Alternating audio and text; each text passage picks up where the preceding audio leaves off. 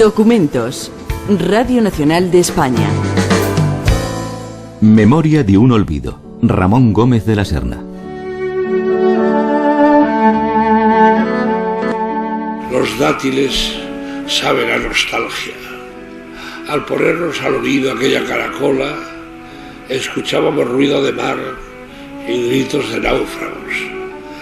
El agua es la novia de todos. Edgar Neville, dramaturgo y cineasta, discípulo y amigo de Ramón Gómez de la Serna, leía estas greguerías en 1966, 3 años después de la muerte de Ramón, en el Club Pueblo de Madrid.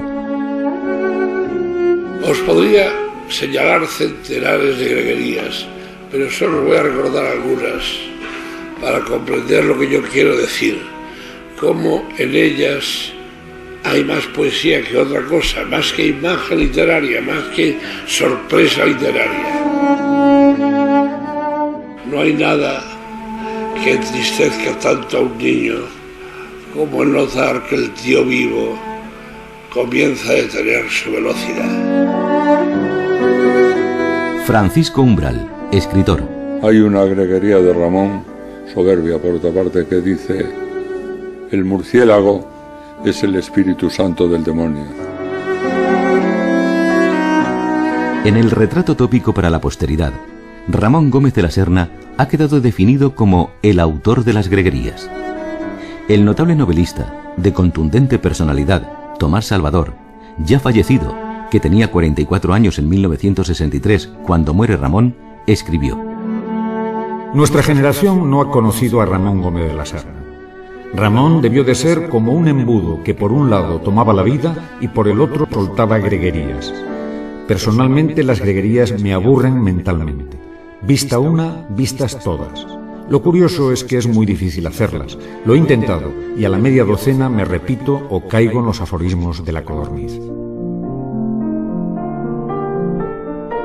Hay mucho más que greguerías, sin embargo, en las decenas, cientos de libros que publicó, y fue enorme su influencia entre los jóvenes escritores, artistas e intelectuales de los años 20.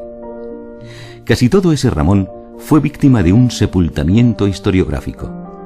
¿Cuáles son las causas de este olvido? El mismo Ramón, en su autobiografía, que llamó Automoribundo, señala una clave importante de ese olvido.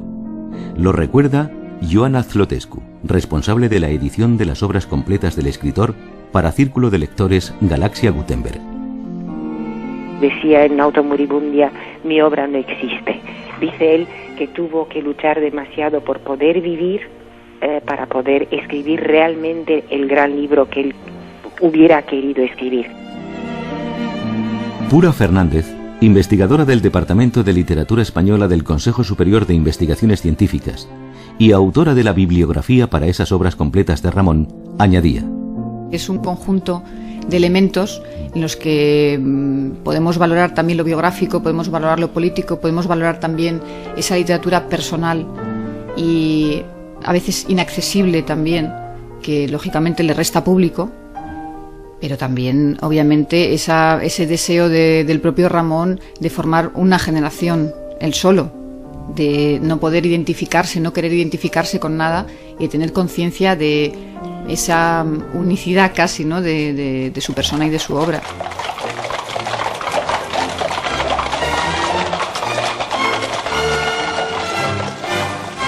Ramón Gómez de la Serna nace el 3 de julio de 1888 en Madrid. Hijo de una familia de la alta burguesía ilustrada madrileña, parece que lo arrojaban con sus estudios de Derecho y su padre, involucrado en la política, en la alta política, sobre todo a raíz del nombramiento de Canalejas, lo convocaban a una labor de abogado o de funcionario de la justicia, como en principio se le sugirió que fuera, aunque rechazó estos destinos porque él conocía que su meta tenía que ser la literaria. Su primer libro es también de una fecha temprana, de 1905, Entrando en Fuego, una recolección de artículos de prensa. Se introduce también en los medios periodísticos, como en la región extremeña, en el que ya empieza a dar pruebas de un cierto radicalismo juvenil, de un anarquismo ibérico, como él mismo lo menciona, y se convierte, como él mismo dice, en un monomaníaco de la literatura. En 1908, Ramón comenzó a dirigir Prometeo. Hay un hito en la biografía de Ramón, que es la aparición de la revista Prometeo, una revista con unas aspiraciones de modernidad cosmopolita, en la que se lleva a cabo una labor de traducción de las novedades europeas que quizá no se ha valorado tanto como merece. Es una revista premio que le ofrece su padre, que aparece como director responsable de ella, en la que todos los jóvenes defensores de la modernidad y de la renovación de las letras españolas se dan cita. Prometeo finaliza en el 12 y sirve de escaparate, incluso de lanzadera editorial de los principales títulos de Ramón. En este marco también aparecen sus primeras greguerías, que van a ser el rasgo distintivo de la producción ramoniana.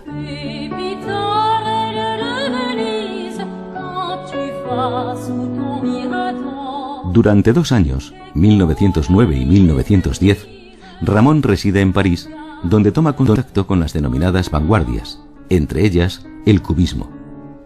Es entonces, a la edad de 20 años, cuando inicia su relación con Carmen de Burgos, que tiene 30. Catedrática de Lengua y Literatura en la Escuela de Magisterio, Carmen, que firma como Colombín, es una notable traductora y biógrafa. Precursora del feminismo y activista de las causas del divorcio y la abolición de la pena de muerte, republicanista a ultranza, será la amante de Ramón durante 20 años. 1912 será un año importante para Ramón porque, gracias a su amigo de adolescencia, el periodista Tomás Borrás, sale del reducto de las revistas minoritarias, comenzando a colaborar en un diario consolidado, La Tribuna. Y si en 1909 Ramón había presentado en España el Manifiesto Futurista de Marinetti en Prometeo, 6 años después, en 1915, Ramón organiza la primera exposición de pintura cubista que verá Madrid, Pintores íntegros. Durante la misma, su amigo, el pintor Diego Rivera, hará el conocido retrato cubista del escritor.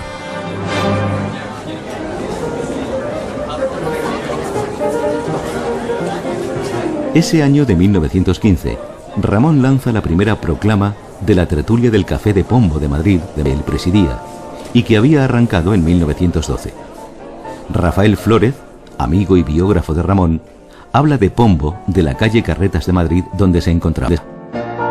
Detrás del edificio de hoy de la Casa de Correos, entonces, Dirección General de Seguridad, me decía la Gobernación anteriormente, hay un callejón que se llama Callejón de San Ricardo, y era una casa de 2 pisos, un viejo café prerromántico, porque es anterior al romanticismo, se inaugura en 1800, de ahí sale Larra por la puerta de atrás, por una puerta que daba al Callejón de San Ricardo, el día del suicidio, acompañado de su amigo el Marqués de Molins. De ahí por ahí sale, porque Larra era frecuentador de Pombo. La llamada escrita de Pombo era una gran ilusión de Ramón, porque era una especie de salón al final y el cuadro estaba al fondo. Todo el mundo pasó por Pombo entre 1912 y 1936. Incluso el autor del Diario de una bandera y el argumento de la película Raza, el general Franco, que según Rafael Flórez, en su libro Ramón de Ramones, pasó en 2 ocasiones, en 1926 por el café. Ninguna evocación mejor de la tertulia que esta de Edgar Neville a Radio Nacional de España al día siguiente de la muerte de Ramón, el 13 de enero de 1963. Lo más grato era que teníamos 18, 19 años o 20 años, que estábamos borrachos de literatura, pero completamente entregados a la literatura, y que cuando llegaba el sábado nos faltaba tiempo para ir a reunirnos con Ramón y con todos los demás amigos. Nos reuníamos escritores y poetas de todas las tendencias, de todas las ideas. Ramón tenía una frase divertida para todos, sacaba lo que cada cual había hecho, aleccionaba, se discutía la última obra, y luego nos marchábamos cantando por la calle de la Montera, cantando canciones regionales, y los solanas entonces, sobre todo José, que su hobby o su violín de Igres era ser tenor de ópera, cantaba ópera a todo meter, y cuando venía el sereno a castigarle y a poner una multa o llevarle a la comisaría, intervenía Vigui con el acento que tuviera el sereno, bien fuera gallego o asturiano, decía que era compadre suyo y entonces todo se calmaba. Y seguíamos calle Fuencarral arriba hasta el Tribunal de Cuentas, donde despedíamos a Ramón, que se iba misteriosamente, nunca se supo a dónde, por aquellas calles a las 4 de la mañana.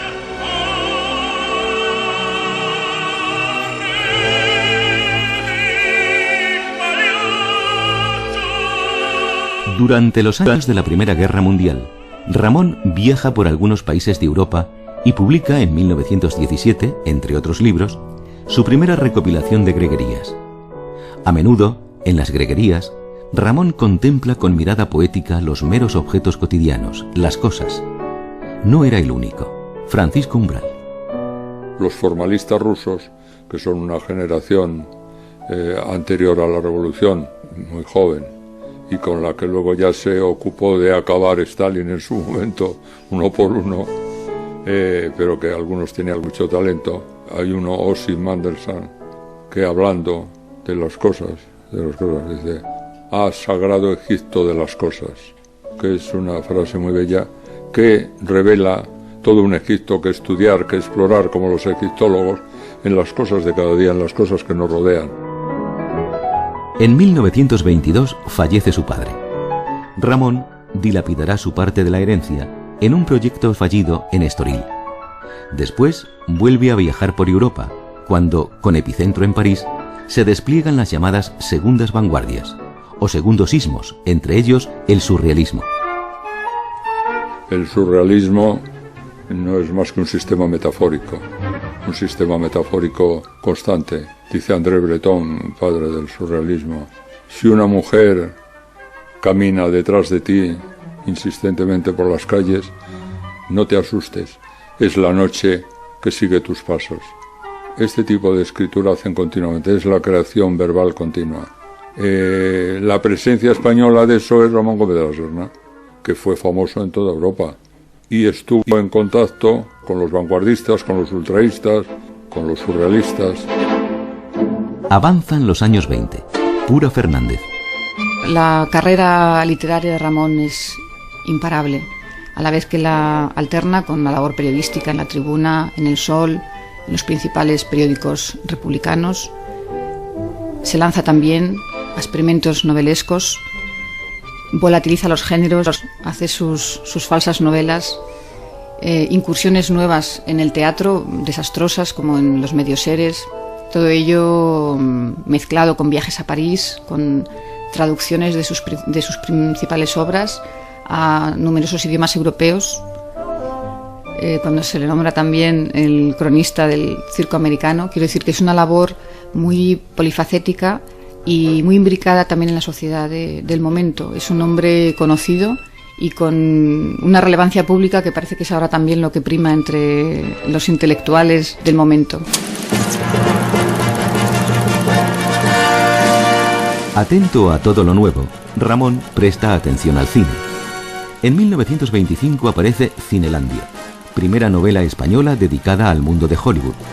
2 años después, en 1927, Ramón inicia una colaboración con Luis Buñuel para llevar adelante una película, El mundo por 10 céntimos, que iba a tener por escenario el diario ABC.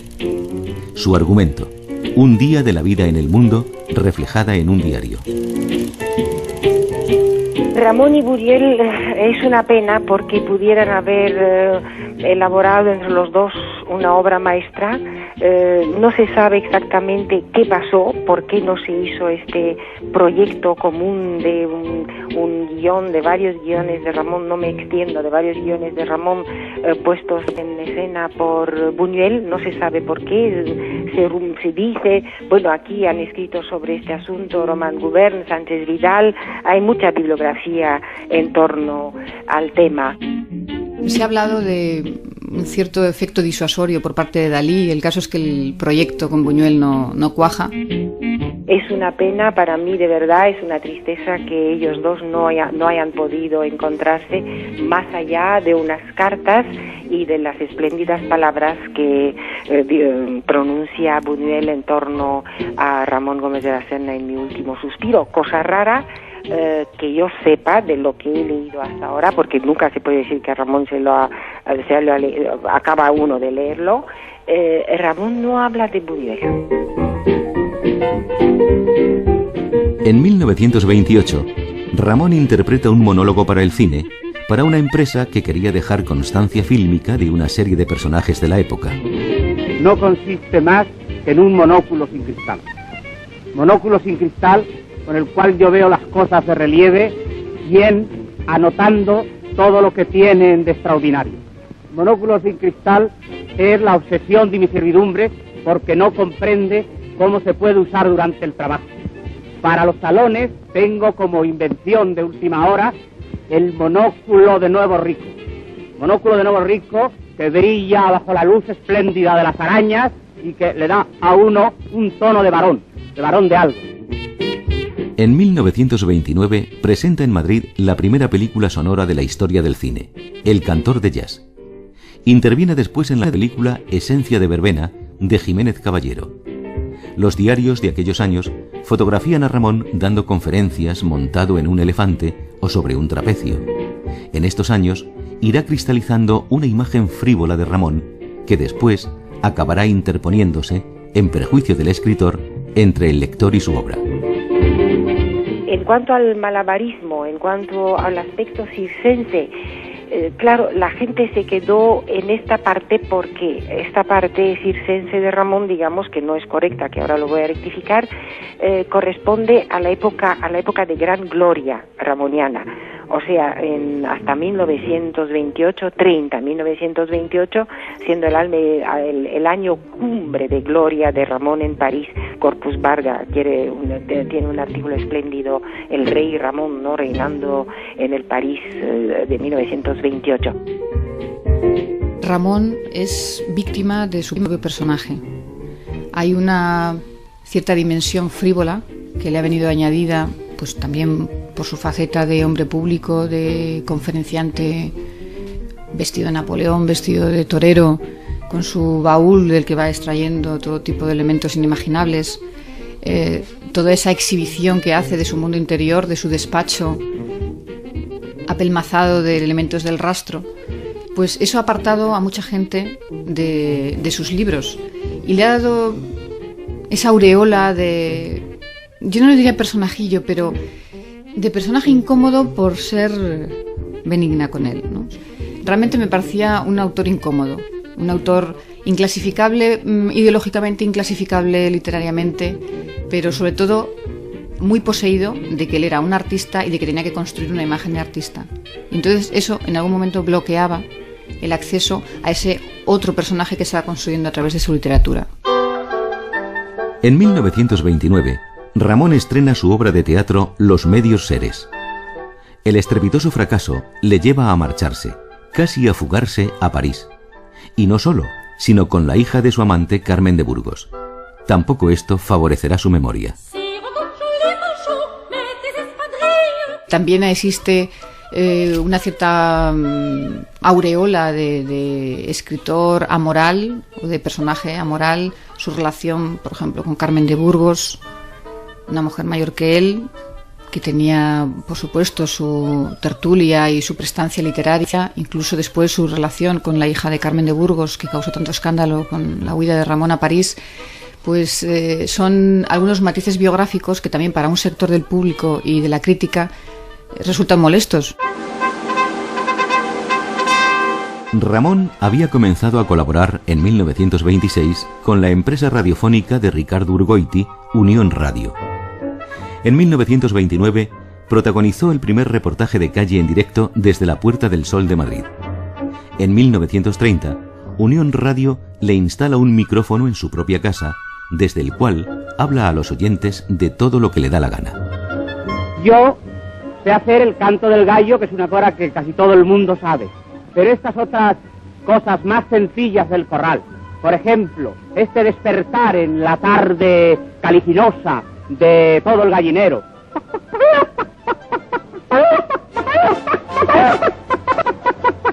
esos gritos de locura que brotan de el corral caliente por agosto.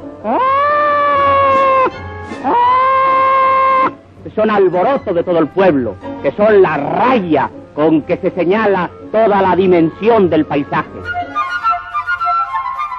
El interés de Ramón por la radio se manifestó de diversas formas. Profesor Bentín Pereira, de la Facultad de Ciencias de la Información de Madrid. Ramón Gómez La Serna, que no lo había expresado como una teoría ni un relato empírico de lo que era la radio, sino con sus famosas greguerías. Bueno, sabes que hay más de 300 greguerías sobre la radio de Ramón, y aquí ese tema lo refleja Ramón con greguerías como: tener un aparato con parásitos es una vergüenza inconfesable. La fritura es un fenómeno aperitivo y estimulante de la radio.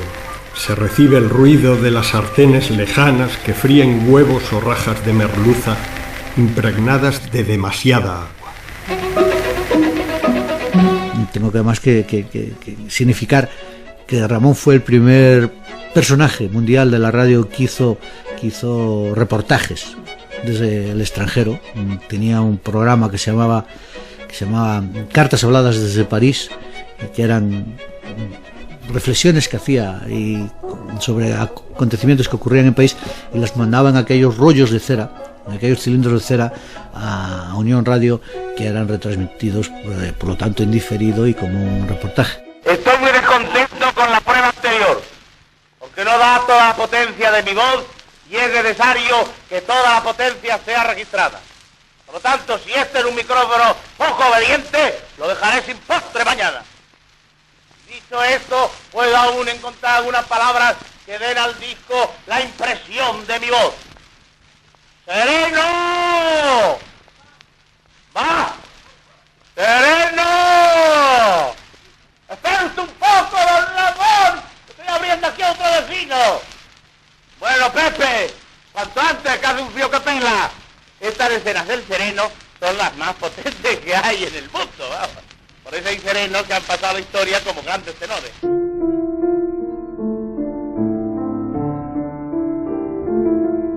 En 1931, Ramón viaja por primera vez a América, visitando, entre otros países, la Argentina.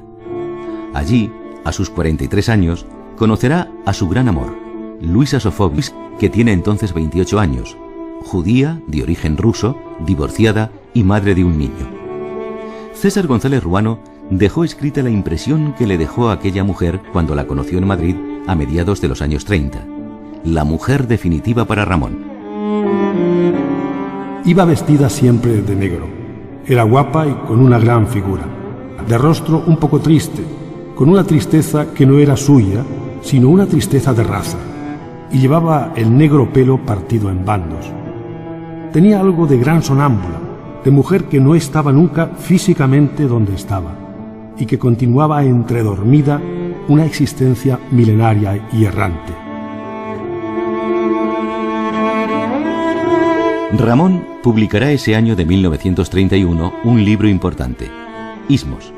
El libro, que en 2002 inspirará la mayor exposición de homenaje a Ramón celebrada jamás, organizada por el Museo Reina Sofía de Madrid. Antonio Saura recordaba en 1995. Hay un libro que para mí fue fundamental en este descubrimiento del mundo de la cultura y del arte, fue Ismos de Ramón Gómez de la Serna. Sí, para mí fue un libro muy importante porque me abrió las puertas del arte moderno realmente, ¿no? En este libro Ramón, que es un libro de una gran variedad, donde Ramón Gómez de la Serna inventa ismos diferentes, ismos inexistentes, y comenta también otros, por supuesto, existentes. Es un libro de una gran riqueza imaginativa, de una gran variedad, y para mí fue una especie de choque formidable, fue una especie de incentivo, una especie de inyección de optimismo y de creatividad, ¿no? Es a partir de ese libro que yo decidí ser pintor.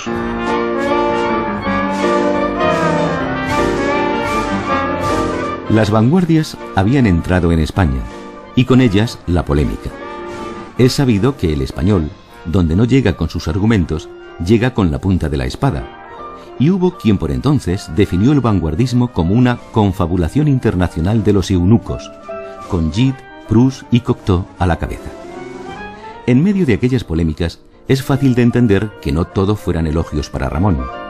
En el diario madrileño La Voz, el 25 de septiembre de 1934, en una tribuna titulada El eclipse de Ramón Gómez de la Serna, firmada por Gerardo Rivera, puede leerse: los ensayos y novelas del creador de senos no son sino tumefactos embutidos de greguerías especiosas, greguerías hipertrofiadas. Aunque expresada de forma menos cruda, este será el tipo de crítica más frecuente a la obra de Ramón, y perdurará hasta hoy. Rafael Conte, crítico literario, decía en el centenario de Ramón: se ha dicho que la greguería, su hallazgo expresivo fundamental, es un elemento que detiene la acción, que resulta antinarrativo.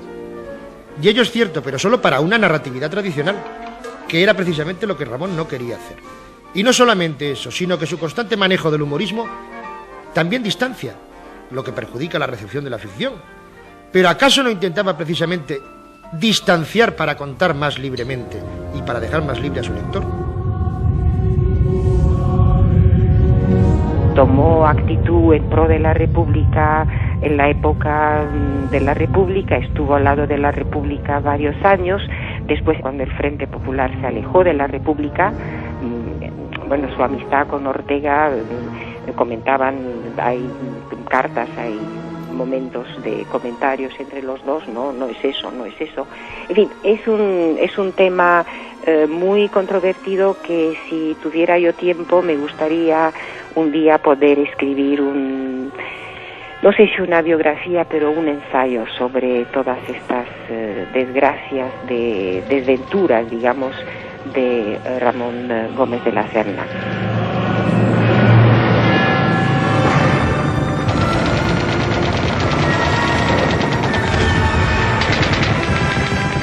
Al poco de estallar la Guerra Civil, en agosto del 36, Ramón, con la excusa de una convocatoria del Pen Club Internacional, parte para la Argentina, instalándose en Buenos Aires, la ciudad de su mujer, Luisa Sofovich. En la España leal, la súbita desaparición de escena de un hombre asociado a los ideales republicanos sentó fatal. Otra vez el diario La Voz, el 13 de agosto de 1937, y bajo el título Otro neutral, Ramón, publicaba este feroz comentario tras negarse Ramón en Buenos Aires a firmar un manifiesto contra los militares sublevados. Ahora puede decirse: Ramón Gómez de la Serna, es un fascista como una torre, un desertor más de la patria en peligro, un miserable, o si ustedes prefieren las frases pulidas, un neutral, por el estilo de Azorín o Baroja.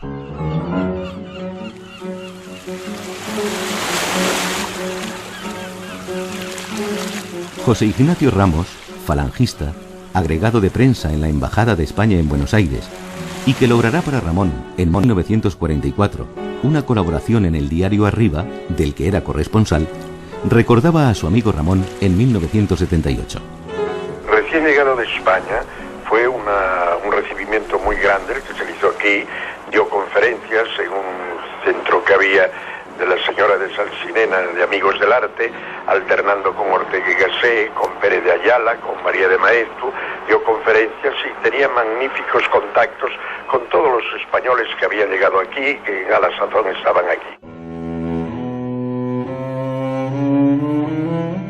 Pero luego de esto empezó a manifestarse en él una especie de aislamiento, de vivir aislado. Ya entonces prefería no recibir amigos. La razón, yo creo que ya él vivía muy modestamente, vivía en un piso muy modesto, aunque muy pintorescamente decorado, con láminas pegadas en todas las paredes y en el techo, y con una serie de cosas muy graciosas en el visitarle, pero él tenía un poco del complejo de a los amigos que venían de España de recibirlo en su casa, porque era una casa, como digo, vivía muy modestamente. Entonces empezó a partir de eso un aislamiento grande. Veía algunas personas que venían de España, por ejemplo veía Cela, veía alguno que venía de vez en cuando, pero por lo general de 10 o 20 que querían visitarlo, pues se reducía a recibir a 2 o 3 nada más, porque estaba viviendo con una vida muy retraída. En 1947, y a pesar de sus estrecheces económicas, Ramón ordenará a su mejor amigo en España, Tomás Borrás, que rescate el cuadro de Gutiérrez Solana de la Tertulia de Pombo. Este hombre que vivía pobre en Buenos Aires y que se sostenía gracias a que arriba le mandaba dinero por su colaboración, me ordenó a mí cuando le avisé de que el cuadro de Pombo se estaba perdiendo y estropeando de una manera que me parecía fatal en plazo breve, que me pusiera de acuerdo con su primo Gaspar y con José Marañón, director del Museo de Arte Moderno, para que nos incautáramos del cuadro y se lo regaláramos al Estado. En aquel momento, este hombre pobre, jornalero de la literatura, que hacía para vivir solapas para los libros de las editoriales, le regaló a España 4 millones de pesetas. En mis pagos hay un árbol que del olvido se llama, al que van a despenarse vidalitai los moribundos del alma. Ramón regresó a España en breve visita en 1949. Un amigo de Ramón, antiguo contertulio de Pombo, José Bergamín, último superviviente de los retratados por Solana, decía de este tipo de regresos de algunas figuras públicas de la época republicana. Otros españoles que se fueron de España y que no quisieron volver a España en su vida, cuando volvieron, no es que lo volvieron por su voluntad, sino que los trajeron, y los trajeron muertos, y en cierto modo momificados, y hasta pintarrajeados escandalosamente, como el cadáver del inolvidable amigo y maravilloso Manuel de Falla, al poeta Juan Ramón Jiménez, a Ramón Gómez de la Serna, que había venido y había vuelto a marcharse. Los trajeron muertos y casi diríamos momificados.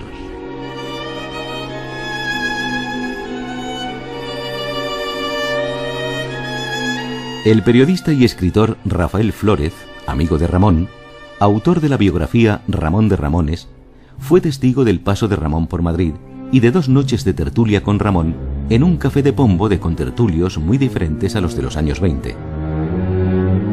Yo me incorporo a Pombo en una posguerra donde efectivamente hay mucha gente en las cárceles, donde hay gente en el exilio, donde hay gente que ha muerto, de los pombianos, de la... Y entonces la tertulia se recompone bajo la presencia de un joven pombiano de anteguerra que aparece allí vestido de teniente provisional del ejército, que se llamaba Pepe Sanz y Díaz, el poeta Antonio Macías Serrano, que va de uniforme también. Aparecen gente muy del régimen, que son las que cubren, vamos a decir, esas vacantes de los que pueden estar en la cárcel, de los que pueden estar en el exilio y de los que pueden haber muerto. En 1949, Ramón vuelve a pisar el café de Pombo. Pombo era un café ya decadente, de divanes usados, de mármoles gastados y de ambiente de humo totalmente putrefacto, vamos a decirlo así. Y últimamente se habían sentado una serie de peripatéticas que por la tarde, por la noche no, por la tarde, y que eran del cine Carretas, del cine de enfrente, ¿no? Y Ramón, cuando viene en mayo, celebramos una noche de sábado, una tertulia en la cual aparece Neville, aparece Conchita Montes, aparece Álvaro de la Iglesia, Tono y Miura, aparece una serie y se llena, porque no era muy grande lo que se llama la Sagrada Escrita Café Pombo, era una especie de salón alargado, no de mucha capacidad. Y entonces Ramón vuelve otra vez a hacer lo de antes de la guerra, que es, según va entrando la gente, le va haciendo un pareado. Por ejemplo, a mí cuando yo aparezco me dice: aquí aparece Rafael Flórez, que tiene cara de Piedra Pómez. Y entonces yo me siento avergonzado, me quiero meter debajo de un diván, porque aquellos, todo el mundo se vuelve a mirarme, ¿no? Y Ramón mantenía esa personalidad de domador de monstruos que se ha dicho, ¿no? Porque en realidad es que era un domador de monstruos.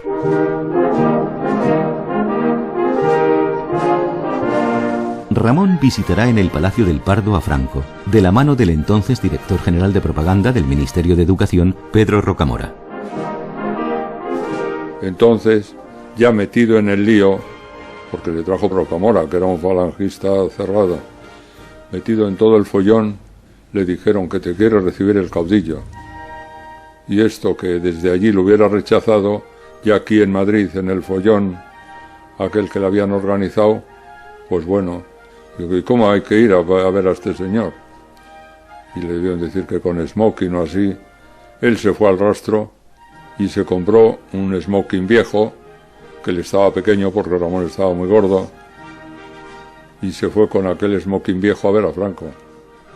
Yo le dedico a eso, creo que le dedico en Ramón y las vanguardias, le dedico un capítulo a la entrevista con Franco y digo que no tuvieron nada que decirse, que se miraron, se saludaron, se vieron, no tenían nada que decirse, no tenían nada que hablar. Y digo, allí estaban enfrentados el payaso de la vida y el payaso de la muerte. Si aquellas fotografías de Ramón, dando conferencias montado en un elefante o sobre el trapecio, fijaron la imagen de un Ramón frívolo, la foto de Ramón con Franco fijó el cliché de Ramón como escritor franquista, aun cuando su literatura no lo fuera. Hay una pregunta obligada. Si Franco había perdonado a Ramón sus años republicanos, ¿por qué Ramón no regresó definitivamente a España si en la Argentina vivía aislado y precariamente? No es que no quisiera venir, es que no le dejaba a ella. Él había cometido ese inmenso error, estaba enormemente enamorado de la mujer, de Luisa Sofovich, que efectivamente cuando yo la conocí, cuando vino, era una mujer, ya digo, una mujer espectacular, todavía madura, todavía atractiva y una mujer muy internacional a la Argentina, como entienden esto las argentinas, ¿no? Una imitación de París en Buenos Aires. Y Lucía Sofovich, por judía, naturalmente no podía perdonar a Franco y al fascismo español, cómplice del fascismo alemán y del fascismo italiano sobre todo. Y claro, ella se negaba a venir a un país fascista, que es lo que era España entonces, y nunca quiso venir. Y claro, tampoco se planteaba la cuestión de separarse, porque, no sé ella, pero Ramón no se hubiera separado de Luisita nunca porque estaba muy enamorado. Y además la necesitaba, estaban solos, la necesitaba mucho para las cosas cotidianas.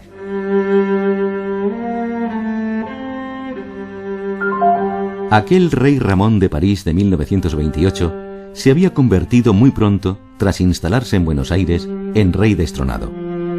Además de verse obligado a escribir sin parar artículos, solapas de libros y libros para poder sobrevivir, tuvo que soportar humillaciones. Umbral relata lo sucedido en 1961. Mandaba todos los domingos al diario Arriba, el diario del movimiento de la Falange de la Hostia, mandaba una página entera de greguerías. Se las ilustraban muy bien, maravillosamente, con fotos que a su vez eran greguerías, entonces quedaba una página preciosa. Pero llegó un nuevo director al Arriba y aquello le parecía una pijada. Y entonces le puso un telegrama a Ramón y le decía, por favor, yo le agradecería a Ramón que deje usted ya las greguerías y que me envíe un artículo para esa misma página, un artículo, yo se lo pago igual, un artículo, lo que usted quiera, pero que deje las greguerías. Y Ramón le contesta con un telegrama urgentemente, dice, greguerías hasta la muerte. Y entonces se rompe la relación con el periódico. Inmediatamente le ficha a ABC, le da 2 páginas los domingos, ilustradas por Lorenzo Goñi, un dibujante magnífico que había, soberbio, y que le iba muy bien a Ramón, porque pintaba muchos gatos y muchas cosas de estas que le gustaban a Ramón, muchos tejados de Madrid. En los 60 todavía yo creo que salía algo. Creo que salió hasta que murió Ramón, que murió en el 63, pues seguro que en los primeros 60 todavía salía aquello. Yo lo compraba todos los domingos. O sea que hizo greguerías hasta la muerte, como le había dicho al otro. En sus 50 años de escritor, con cientos de libros publicados, Ramón jamás recibirá un premio. De ese océano de libros, Pura Fernández señalaba a documentos como representativos de su obra El Circo, Senos, La Quinta de Palmira, Pombo, La Sagrada Cripta de Pombo, Los Muertos y las Muertas y otras fantasmagorías, las biografías completas, entre ellas la de Valle Inclán, La Hiperestésica, El Hombre Perdido, Automoribundia y Total de Greguerías. Llegó la destrucción física de Ramón. Francisco Umbral, Tomás Borrás, Rafael Flórez, Joana Zlotescu y Edgar Neville la retratan. Me contaba un escritor español vuelto del exilio que a veces se lo encontraba pues con un poncho puesto y gordo y con su panza y tal, y ya con bastantes años, y le pregunta el otro: ¿qué hace usted ahí, Ramón? ¿Qué hace usted en esa esquina? Y dice: esperando mi cáncer. Ramón vivió muy atormentado a partir de cierta edad por la idea de la muerte y concretamente del cáncer. Eso le lleva a una recristianización. Ocurre una cosa que parece increíble, pero es verdad. Juan Ramón Jiménez, en cambio, había escrito siempre Dios con minúscula, sobre todo en sus últimos libros, Dios deseado y deseante, por ejemplo, Dios con minúscula, porque Dios para Juan Ramón no era el Dios de los católicos, era una entidad más bien panteísta, una cosa, la naturaleza, el universo, etc. Y entonces, esto cuando lo leyó Ramón le produjo una indignación espantosa. Y una vez que Juan Ramón fue a Buenos Aires, fue a visitar a Ramón. Pues hablaron por un telefonillo o por algo, que soy Juan Ramón, que no sé qué. Dice: canalla, no sé qué, blasfemo, ¿por qué escribes Dios con minúscula? ¿Cómo has escrito Dios con minúscula? ¿Pero quién te ha escrito que eres? Pero vete de aquí, no te voy a recibir, te echo de mi casa. Y no le dejó subir a Juan Ramón Jiménez. Su estado de ánimo era triste. Él hablaba ya de su casa en La Chacarita. La Chacarita es el cementerio de Buenos Aires. Parece que la enfermedad le producía tormentos y él huía un poco del dolor. Aceptaba la muerte. En Automoribundia, ese libro extraordinario, habla constantemente de ella. En Los Muertos y las Muertas ha hecho un libro de los cementerios de Madrid. No la temía, lo que temía era el dolor. Y parece que la enfermedad era dolorosa. Estaba deprimido. Ramón era diabético, perdió toda su naturaleza de hombre gordo, que era un hombre gordo.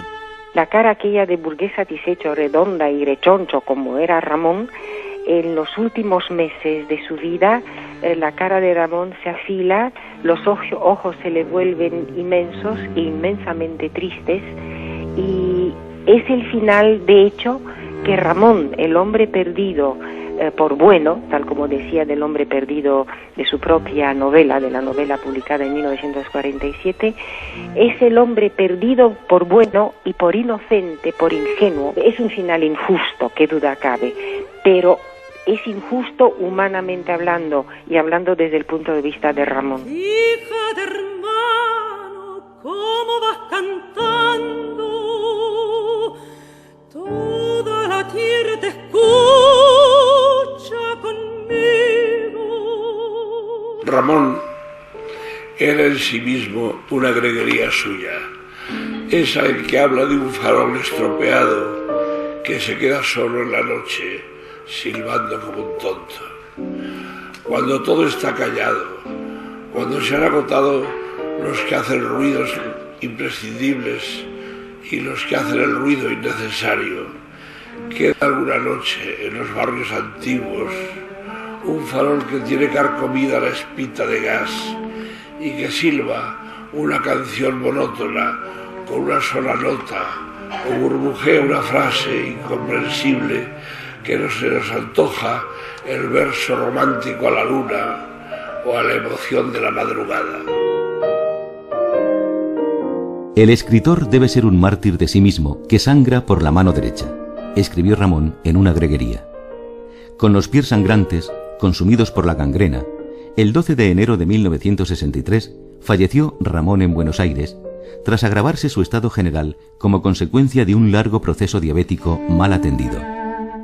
Al día siguiente de la muerte de Ramón, el cineasta y dramaturgo Edgar Neville, el más reconocido representante de la llamada otra generación del 27, decía a Radio Nacional de España: Ramón, más que nada y ante todo, era el escritor, la vocación de escritor.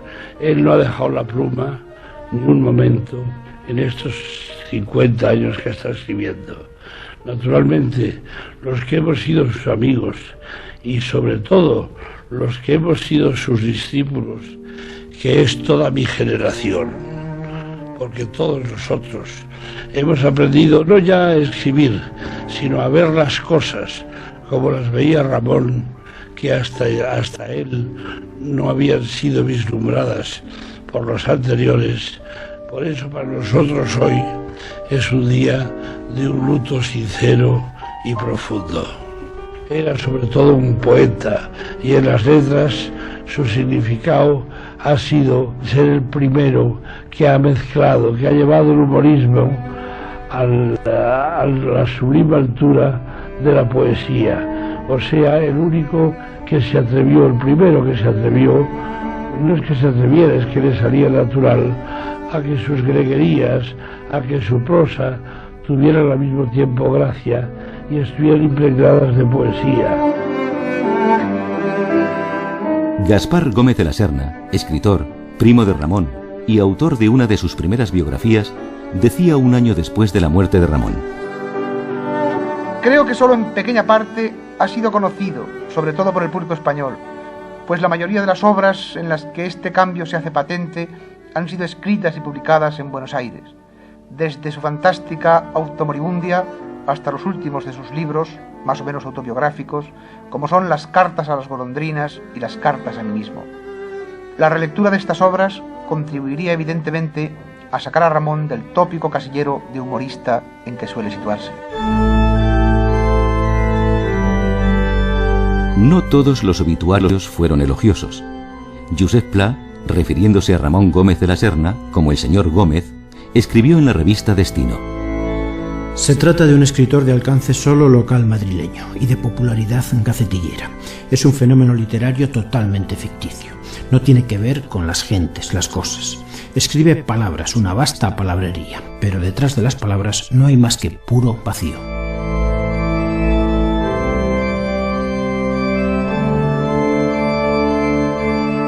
Ramón grabó este comentario sobre Ramón María del Valle Inclán, en el que probablemente encontró consuelo. El espíritu de don Ramón fue de los pocos que tuvo grandeza en la embrujada vida española de su tiempo, la grandeza ejemplar de decir la verdad desde la miseria.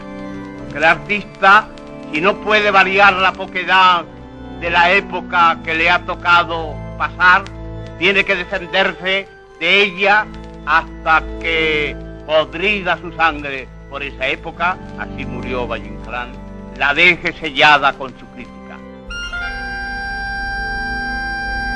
Se hace evidente que a Ramón no le favoreció su beta madrileñista, por más que fuera cosmopolita.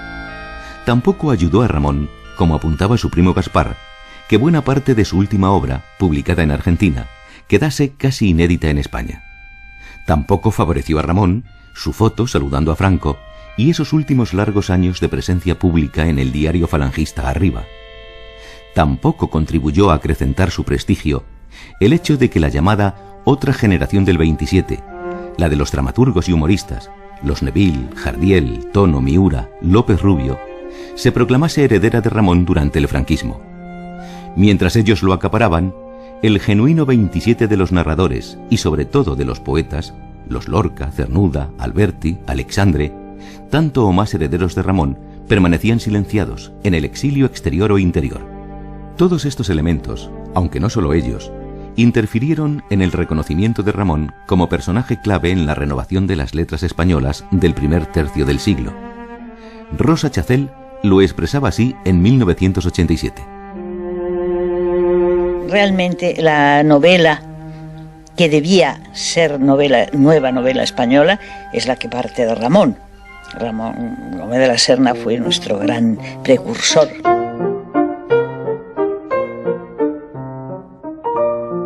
Vamos a escuchar el fragmento de un diálogo cedido por la Fundación Max Au a Documentos entre dos hombres del 27 exiliados, el filósofo José Gaos y el crítico, narrador y dramaturgo Max Au, que no puede ser más elocuente.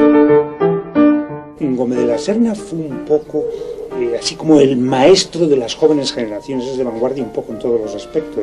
Él entró en la literatura mucho antes, por el año 4 o 5, pero para esos años del 21 era me parece la gran figura en fin, que presidía un poco todo eso. Bueno, tú no te acordarás, pero hacia el año 17, 18 leíamos nosotros a Ramón en las arenas.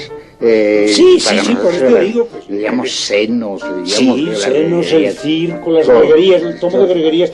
Pero como no ves que todo eso se publicó en Valencia.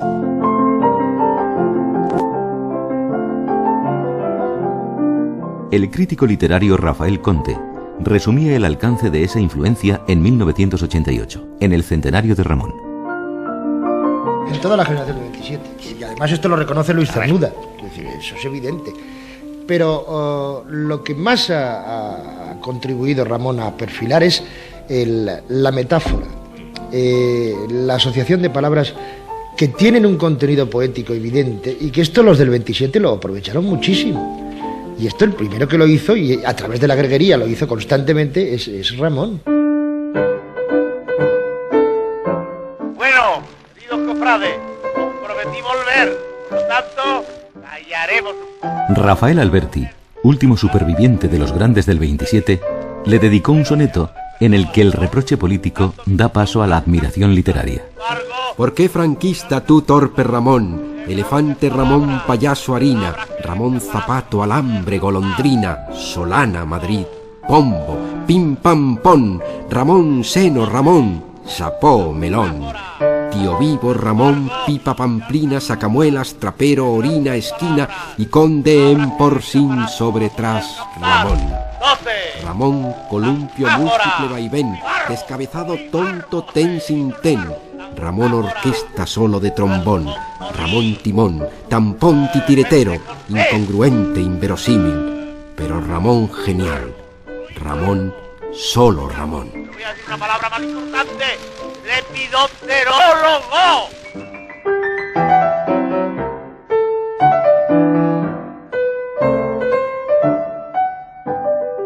Ramón Gómez de la Serna en Documentos Radio Nacional. Guión Germán Sánchez. Narración José Antonio Ramírez. Con las voces de Adalberto Aguilar, Pedro Gómez, Javier Lostalé, Luis Pintor y Germán Sánchez. Realización y edición digital Benigno Moreno, Miguel Ángel Coleto y Sergio Delgado. Dirección de la serie Elvira Marteles.